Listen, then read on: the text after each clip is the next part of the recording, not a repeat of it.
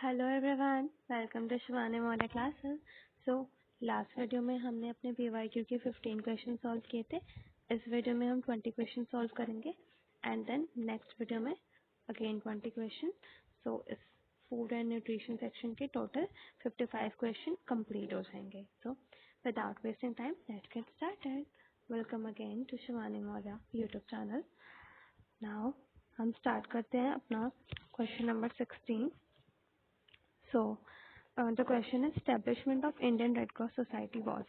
Indian Red Cross Society का establishment कब हुआ था? ऑप्शन है 1945, 1925, 1920, 1935। तो जिसका राइट आंसर है वो है 1920। 1920 में इंडियन रेड क्रॉस सोसाइटी का एस्टेब्लिशमेंट हुआ था। मैं थोड़ा सा बता देती हूँ कि इंडियन रेड क्रॉस सोसाइटी क्या होती है। Indian red cross society is basically, जो रेड क्रॉस का क्या मतलब होता है? First aid. तो ये जो सोसाइटी था ये फर्स्ट एड प्रोवाइड कराने के लिए और जो भी वनरेबल ग्रुप थे, वनरेबल ग्रुप उनको प्राइमरी हेल्थ सर्विसेज प्रोवाइड कराने के लिए ये सोसाइटी बनाई गई थी। एंड बेसिकली 1920 में क्या हुआ था कि वर्ल्ड वॉर 1 हो रहा था।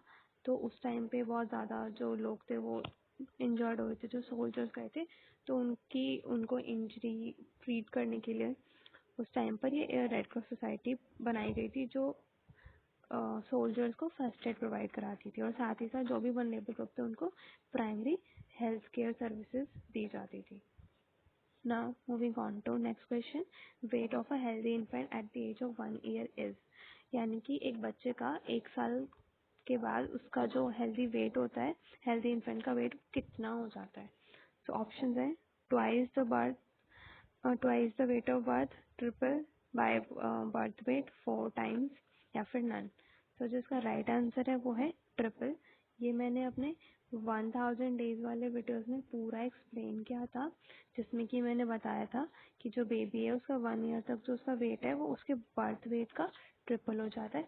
अगर हम बात करें ट्वाइस की, तो जब बच्चा 4 to 6 मंथ का होता है तब उसका जो वेट है वो ट्वाइस द बर्थ वेट होता है उसका, right.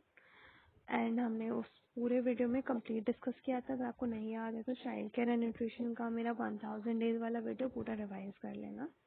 Now moving on to who made the first vaccine of chicken pox. Chicken pox की पहली वैक्सीन किसने बनाई थी?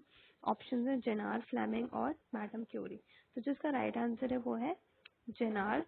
जेनार का पूरा नाम है एडवर्ड जेनार, जिन्होंने 1796 में सबसे पहली बार वैक्सीन बनाई थी, जो कि चिकन पॉक्स वैक्सीन थी। ये जो वैक्सीन थी उन्होंने वो काउ पॉक्स से बनाई थी। काउ काउ में जब चिकन पॉक्स हुआ था तो उसके जो वायरसेस थे उसको पूरा स्टडी किया था उन्होंने और वहाँ से पूरी वैक्सीन बनाई थी। जो चिकन पॉक्स होता है उसका वायरस क्या होता है ये भी मैंने पूरा वीडियो में बताया हुआ है। सो जिसका वायरस होता है वो होता है वेरीसेला। वेरीसेला वायरस से चिकन पॉक्स होता है। देन अगर हम बात करें दूसरा ऑप्शन की फ्लेमिंग, तो फ्लेमिंग ने क्या किया था?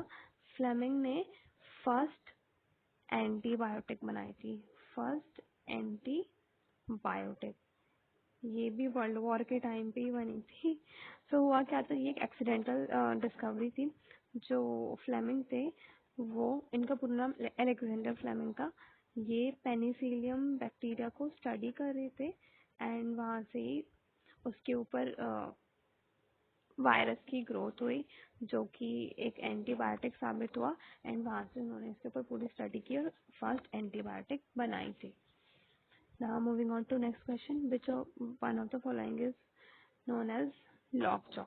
lockjaw किसे कहते हैं? ऑप्शन है डिप्थेरिया, whooping cough, पोलियो या टिटेनस। तो जिसका राइट आंसर है वो है टिटेनस। ये हमने बहुत बार पढ़ा है कि जो टिटेनस होता है उसमें जो मसल्स होते हैं उसमें स्पैम्स हो जाते हैं, जिसकी वजह से जो बेबी है वो अपने माउथ को मूव नहीं कर पाता। सो इसीलिए उसको लॉक जॉ बोलते हैं, क्योंकि जो उसका माउथ है वो लॉक हो जाता है। देन इसके बाद अगर हम दूसरा ऑप्शन देखें डिप्थेरिया, डिप्थेरिया में क्या होता है? थ्रोट के बैक साइड पे म्यूकस का डिपोजिशन हो जाता है। एंड वुपिंग कफ यानी कि पर्टुसिस में क्या होता है? कॉन्टिन्यूसली कफ करता है बेबी, कॉन्टिन्यूस कफिंग होती है। एंड पोलियो के बारे में तो हमने पढ़ाई है कि पोलियो जो होता है वो पोलियो वायरस से होता है। पोलियो का दूसरा नाम पोलियो माइलोसिटिस भी होता है, ये हमने पूरा डिस्कस किया था वीडियो में, एंड इसके क्या क्या वैक्सीन होते हैं, ये सारी चीज़ें हमने डिस्कस की हुई हैं पुराने वीडियोस में। अगर आपने वो नहीं देखा है तो वो जाकर देख लेना, एंड अगर आपको नहीं याद है तो रिवाइज कर लेना। Now next question is what changes are happen in adult. Adult में क्या क्या चेंजेस होते हैं? ऑप्शन है emotional, mental, physically, all of the above. तो इसका राइट आंसर है all of the above, because adult में ये सारे चेंजेस होते हैं। Now moving on to next question. Next question है कि माल न्यूट्रिशन की वजह से कौन सा डिजीज होता है? ऑप्शन अनीमिया, जॉन्डिस, टाइफाइड या कोलेरा। तो जो इसका राइट आंसर है वो है अनीमिया, क्योंकि जब बेबी को माल न्यूट्रिशन होता है तो उसे माइक्रो न्यूट्रिएंट की डिफिशियंसी हो जाती है। माइक्रो न्यूट्रिएंट, और जो आयरन है वो भी एक माइक्रो न्यूट्रिएंट ही है, तो अगर आयरन की कमी होगी तो अनीमिया हो जाएगा। देन अगर हम बात करें जॉन्डिस की, तो जॉन्डिस में क्या होता है कि जो लिवर होता है उसमें बाइल जूस होता है, यानी और उसमें कुछ बाइल पिगमेंट्स होती हैं, बिलिरुबिन और बिलिवर्डिन। तो ये जो बाइल पिगमेंट्स होती हैं इनका डिपोजिशन हो जाता है लिवर में, तो इसको हम बोलते हैं जॉन्डिस। एंड इसके अलावा हमने टाइफाइड और कोलेरा के बारे में पढ़ा हुआ है कि टाइफाइड एक बैक्टीरियल डिजीज है जो कि फैल जाता है, एंड ये स्मॉल इंटेस्टाइन पर अटैक करता है, ये हमने पढ़ा था। एंड देन जो कोलेरा है, कोलेरा का भी बैक्टीरिया होता है जो कि अनहाइजीनिक कंडीशन की वजह से हो जाता है। तो ये सारी चीज़ें हमने पढ़ी हुई थी, right. Now moving on to next question, question number 22। Anaemia is the state of which is weird most in girls. तो क्वेश्चन ये कह रहा है कि गर्ल्स में जो अनीमिया है वो किस स्टेज पर, कौन से लाइफ स्टेज पर सबसे ज़्यादा होता है? ऑप्शन है इन्फेंसी, चाइल्डहुड, अडल्सेंस और ओल्ड एज। तो जो इसका राइट आंसर है वो अडल्सेंस है, ऑप्शन नंबर 3 अडल्सेंस। क्योंकि जब फीमेल्स अपनी अडल्सेंस की एज में होती है तब उन्हें अनीमिया होने के चांसेस होते हैं, क्योंकि उस टाइम पर उनकी जो आयरन रिक्वायरमेंट्स है वो बहुत ज़्यादा होती है। एंड अगर हम बात करें फीमेल्स में आयरन रिक्वायरमेंट की रेंज की, तो ये होती है 11 से 14, एंड मेल्स में ये रेंज होती है 11 से 14, सॉरी, एंड मेल्स में जो रेंज होती है वो होती है 14 से 17, ये हमने पढ़ा था। Now moving on to next question. Diphtheria disease is related to. Diphtheria किससे रिलेटेड होता है? ब्रेन से, लंग से, लिवर से, थ्रोट से? तो इसके बारे में हमने पढ़ा ही है कि थ्रोट से होता है। डिप्थेरिया में क्या होता है, ब्लैक या फिर ग्रे कलर का जो म्यूकस होता है वो थ्रोट के बैक साइड पर डिपॉजिट हो जाता है, जिसकी वजह से रेस्पिरेशन में प्रॉब्लम आती है। सो जो थ्रोट होता है वो इन्फेक्टेड होता है इसमें। इसमें लोग अक्सर लंग्स टिक कर देते हैं, क्योंकि हम बोलते हैं कि जो डिप्थेरिया है वो रेस्पिरेटरी डिसऑर्डर है, बट रेस्पिरेशन में भी बहुत सारी चीज़ें होती हैं। थ्रोट होता है, देन लंग्स होते हैं, उसमें भी पर्टिकुलर पार्ट्स होते हैं। तो कौन सा ऑर्गन अफेक्टेड है ये सही से पढ़ना, पूरा रिमेम्बर रखना बहुत ज़रूरी है, इसलिए इसका आंसर थ्रोट होगा, लंग्स नहीं लगाना। Moving on to next question, question number 24। Dash started on 2 October 1994। तो 1994 में क्या स्टार्ट हुआ था? Pulse polio campaign, family planning programme, vaccination programme या नन ऑफ द दीज। तो इसका राइट आंसर है पल्स पोलियो कैंपेन। 1994 में पल्स पोलियो कैंपेन स्टार्ट किया गया था, क्योंकि उस टाइम पे बहुत ज़्यादा जो लोग थे, जो बेबीज थे, उनके अंदर पोलियो वायरस का प्रेवलेंस देखा गया था। तो इसलिए 1994 में इसका कैंपेन स्टार्ट किया गया था। और हमने ये भी पढ़ा था कि 16 मार्च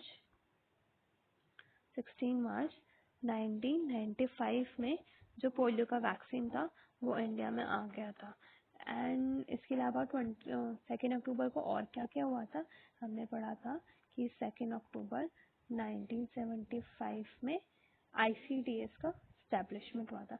ये सारी चीज़ें याद रखना और लिंक रखना बहुत ज़रूरी है, बिकॉज जो डेट्स हैं वो कंफ्यूजन क्रिएट करती हैं, और जो ये सारी डेट्स सही से याद नहीं रखते तो फिर एग्ज़ाम में गड़बड़ हो जाती है। इसलिए मैं बार बार कहती हूँ कि सब कुछ रिवाइज करते रहो, रिवाइज करोगे तभी आपको ये सारी जो डेट्स हैं एकदम टिप पर याद हो जाएंगी। Now moving on to next question, developing the highest job qualification by imparting training to the distracted person is called. यानी कि कोई डिस्ट्रक्टेड पर्सन है, अगर हम उसे कोई भी ट्रेनिंग दे रहे हैं जिससे कि वो एक अच्छा जॉब क्रिएट कर सके, तो इसको हम बोलते हैं रिहैबिलिएशन। इसका राइट आंसर है रिहैबिलिएशन।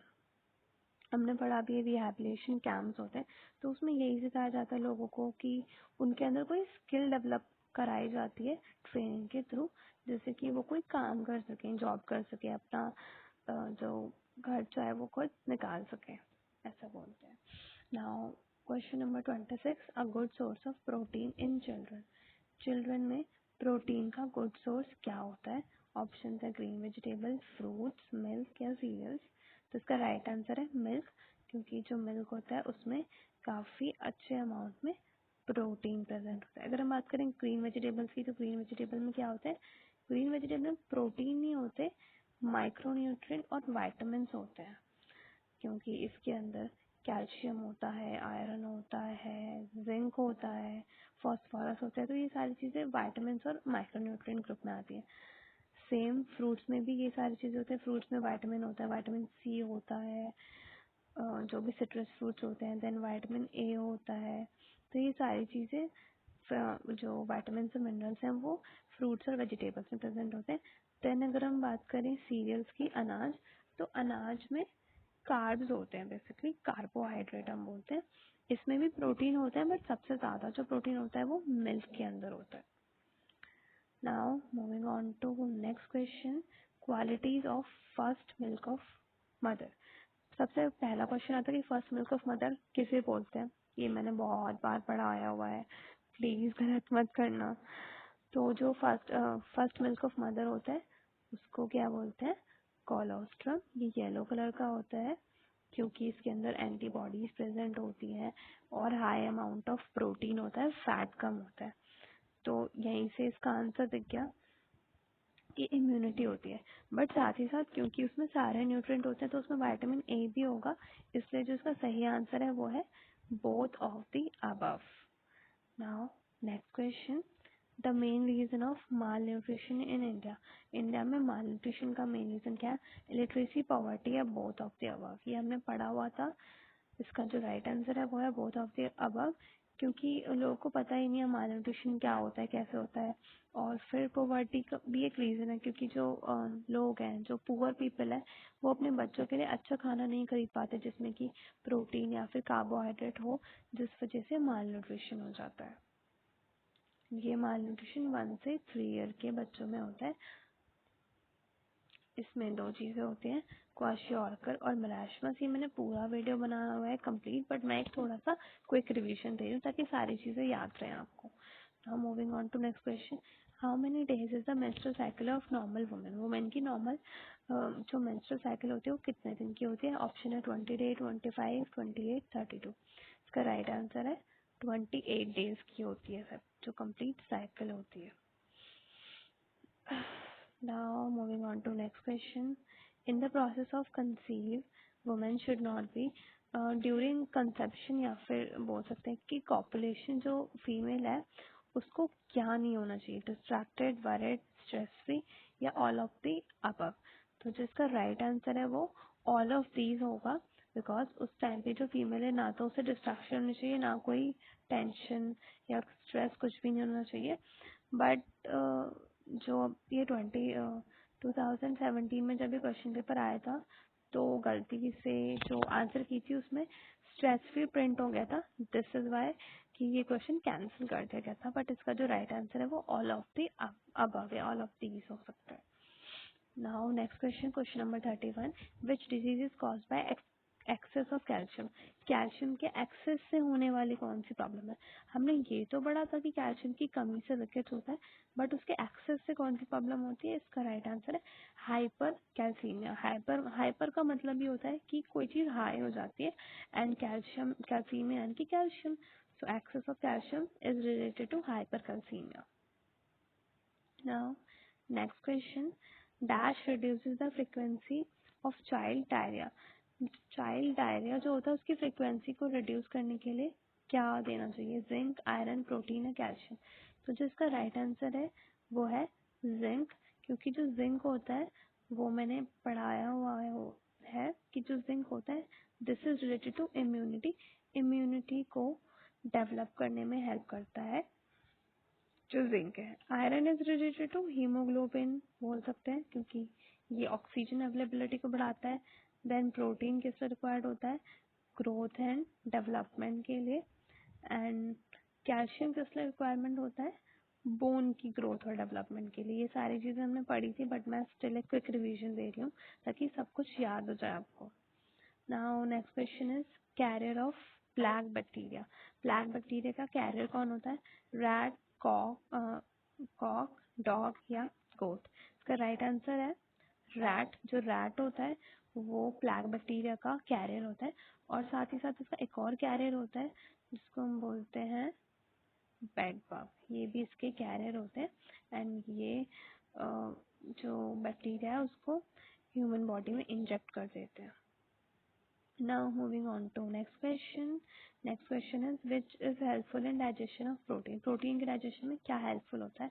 Option है trypsin, tyline, amylose या फिर none of these, इनमें से कोई नहीं। तो जिसका right answer है वो है trypsin। जो trypsin होता है वो protein digestion के लिए help करता है। trypsin और peptin भी एक hormone होता है। ये जो हॉर्मोन्स होते हैं वो एसिडिक कंडीशन में एक्टिवेट होते हैं और प्रोटीन के डाइजेशन में हेल्प करते हैं।